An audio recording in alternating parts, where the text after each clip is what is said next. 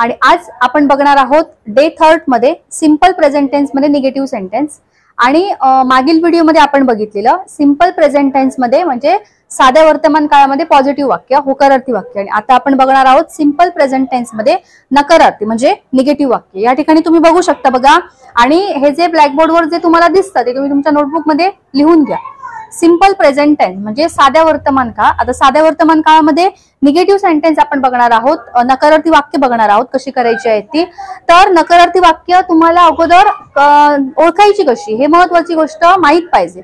तर नकारार्थी वाक्य ओळखण्यासाठी पॉझिटिव्ह वाक्य कशी ओळखली म्हणजे होकारार्थी वाक्य मागील व्हिडिओमध्ये कशी ओळखली आपण, तर वाक्याच्या शेवटी मी तुम्हाला सांगितलं तरची कॅटेगरी येते।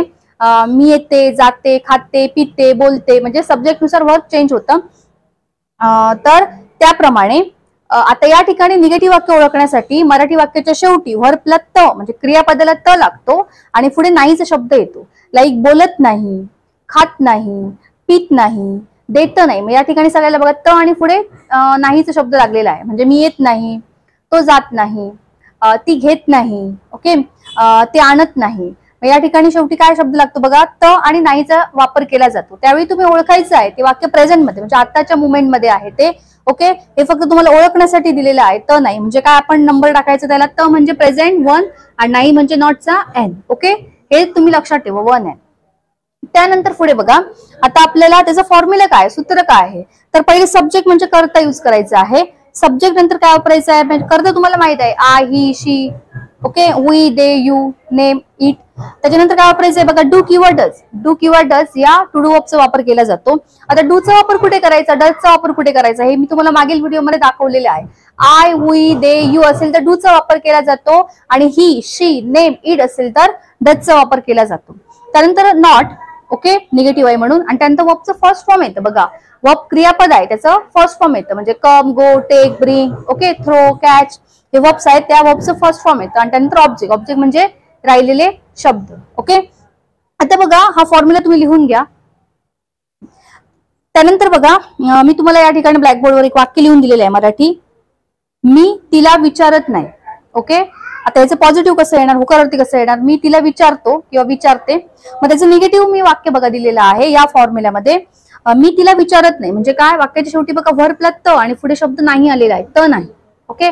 त नाही म्हणजे हे वाक्य कशात गेलं, प्रेझेंट टेन्स मध्ये निगेटिव्ह। वाक्याच्या शेवटी बघा व्हर्बला त आणि पुढे नाही शब्द आला म्हणजे आताची मुवमेंट आहे, मी तिला विचारत नाही, ओके। विचारले नाही असेल तर पास्ट मध्ये आलं असतं।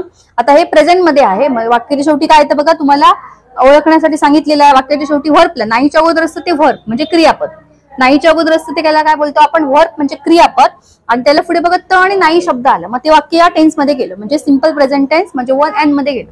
सिंपल प्रेझेंट टेन्स मध्ये निगेटिव्ह, ओके। त्याला तुम्ही 1 म्हणजे प्रेझेंट टेन्स मध्ये एन शब्द टाकू शकता म्हणजे एक कोड म्हणा त्याला 1 एन म्हणजे प्रेझेंट टेन्स मध्ये निगेटिव्ह।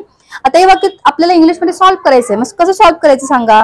पहिले सब्जेक्ट म्हणजे कर्ता म्हणजे वाक्याच्या सुरुवातीला येणारा शब्द, सब्जेक्ट म्हणजे कर्ता, मी म्हणजे काय, आय वापरणार, ओके, आय। आय नंतर काय वापरायचं बघा, डू किंवा डज येतं। आता मी तुम्हाला फर्स्ट व्हिडिओ मध्ये चार्ट दिलेला आहे तो तुम्ही लिहिला असेल, पाठांतरही केलं असेल। आता आय असेल तर आयला डू किंवा डज वेग काय वापरायचं हे तुम्हाला युज करायचंय, वापरायचंय। मग आय असेल त्यावेळी आयला डूचा वापर केला जातो। मग कसं येणार, आय डू नंतर पुढे नॉट, आय डू नॉट आणि त्याच्यानंतर व्हर्ब म्हणजे क्रियापद। क्रियापद काय या ठिकाणी विचार, ओके। नाही हे व्हर्ब येत नाही, नाहीच्या अगोदर शब्द असतो त्याला व्हर्ब म्हणतात म्हणजे विचारणे। विचारणे म्हणजे काय, आस्क, वर्बचं फर्स्ट फॉर्म आस्क आणि ऑब्जेक्ट, ऑब्जेक्ट म्हणजे उरलेलं कर्म, काय राहिलं ऑब्जेक्ट, मी झालं, विचारत झालं, नाही झालं, तिला, तिला म्हणजे काय, हर, ओके। मग कसं येणार, I do not ask her, okay. पहिले सब्जेक्ट कर्ता आय, नंतर काय वापरलं, आयला डू किंवा डजचा वापर केला जातो, मग म्हणजे डू किंवा डजचा वापर केला जातो, मग आयला डूचा वापर केला जातो। मग आय डू नॉट आणि व्हर्ब काय, आस्क म्हणजे विचारणे आणि तिला म्हणजे her, I do not ask her, okay. त्यानंतर पुढे बघा, तो माझ्याशी बोलत नाही, ओके, तो माझ्याशी बोलत नाही। मग वाक्याच्या शेवटी बघा या ठिकाणी अंडरलाईन करा तुम्ही म्हणजे जेणेकरून ते लक्षात येणार, त नाही, त आणि पुढे नाही, मग ते हे पण कसं गेलं 1 एन, याला कोड टाका। 1 म्हणजे प्रेझेंट, नाही म्हणजे नॉटचा एन, ओके। तर तो म्हणजे काय येणार, सब्जेक्ट करता, तो म्हणजे काय, ही, आपल्याला माहित आहे हे झालेलं आहे ही, ओके। खाली असल्यामुळे माझं जरा हँडरायटिंग खराब येऊ शकतं, जरा तुम्ही समजून घ्या, तुम्ही तुमच्या नोटबुक मध्ये चांगलं हँडरायटिंग काढाच। ही नंतर काय येणार बघा, सब्जेक्ट नंतर डू किंवा डज वापरायचा। आता हिला काय येतं, डू येतं की डज येतं, ही असेल तर हिला डजचा वापर केला जातो. मग कसं येणार? ही डज, नंतर काय येणार बघा? Not, negative, he does not, आणि व्हर्ब. व्हर्ब काय बघा? स्पीक, बोलणे म्हणजे स्पीक. मी तुम्हाला सांगितलं नाहीच्या अगोदर असतं ते verb. He does not speak. नंतर माझ्याशी. आता माझ्याशी म्हणजे काय? With me. ओके, माझ्याशी म्हणजे काय? With me. Okay, he does not speak with me. He does not speak with me.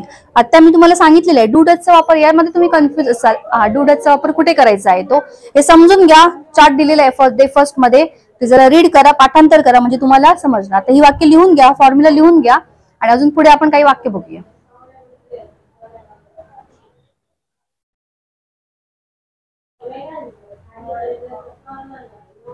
Okay, आता पुढे वाक्य बघूया.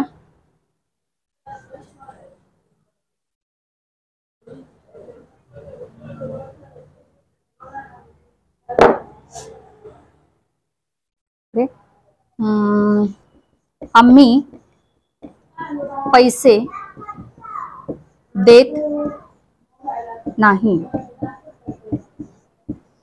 ओके, किंवा ती खेळत नाही. ओके, आता बघा आम्ही पैसे देत नाही, याच्या ठिकाणी सुद्धा व्हर्बला त आणि पुढे शब्द नाही आलेला आहे, त नाही. ओके, त नाही म्हणजे ते पण वन एन मध्ये, म्हणजे याच टेन्स मध्ये, प्रेझेंट टेन्स मध्ये निगेटिव्ह त आणि पुढे नाही शब्द लागला. हे पण तसंच, ती खेळत नाही, बघा त नाही, हे पण तसंच वन एन, म्हणजे नंबर टाका, कोड टाका, म्हणजे तुमच्या लक्षात येणार. आम्ही पैसे देत नाही, कसं येणार? आम्ही म्हणजे काय येणार? सब्जेक्ट, करता. आम्ही म्हणजे काय? वी. नंतर काय येणार? वीला डू की डज येतं, मग वीला डू चा वापर केला जातो. तुम्ही तुमच्या नोटबुक मध्ये बघा, वी डू, नंतर नॉट, आणि त्याच्यानंतर व्हर्ब म्हणजे क्रियापद. क्रियापद काय? देणे. देणे म्हणजे काय? गिव्ह. ओके, व्हर्बचं फर्स्ट फॉर्म.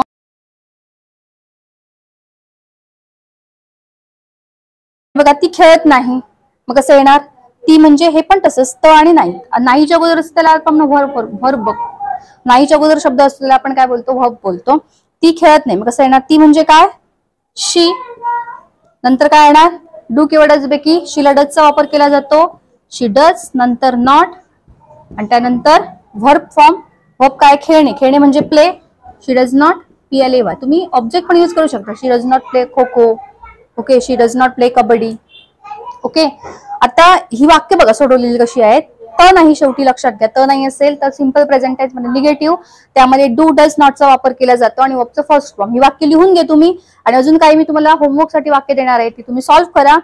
आणि याच्यामध्ये जर काही डाऊट असेल, डिफिकल्टी असेल, काय समजलं नसेल, तर तुम्ही नक्कीच कमेंट बॉक्स मध्ये पाठवा, जेणेकरून मी याच्यावर अजून एक व्हिडिओ घेऊ शकते, म्हणजे तुम्हाला अजून समजावून सांगू शकते. फॉर्म्युला व्यवस्थित लिहून घ्या, फॉर्म्युला पाठांतर करा. महत्वाची गोष्ट याच्यावर तुम्ही वाक्य अजून सोडवा.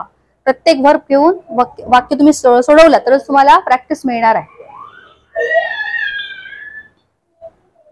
तुम्ही आता ब्लॅकबोर्डवर बघा, या ठिकाणी त नाहीची म्हणजे सिंपल प्रेझेंट टेन्स मध्ये निगेटिव्ह ही वाक्य दिलेली आहेत. तुम्ही ती नोटबुकवर लिहून घ्या, सॉल्व्ह करा, आणि त्याची उजळणी करा, म्हणजे त्या फॉर्म्युल्याची, जेणेकरून तुम्हाला ते ऑन दी स्पॉट बोलता आलं पाहिजे, म्हणजे ती वाक्य ट्रान्सलेट करता आली पाहिजे. आणि जर काही तुमची डाऊट असेल, डिफिकल्टीज असेल, तर तुम्ही नक्कीच कमेंट बॉक्समध्ये पाठवा.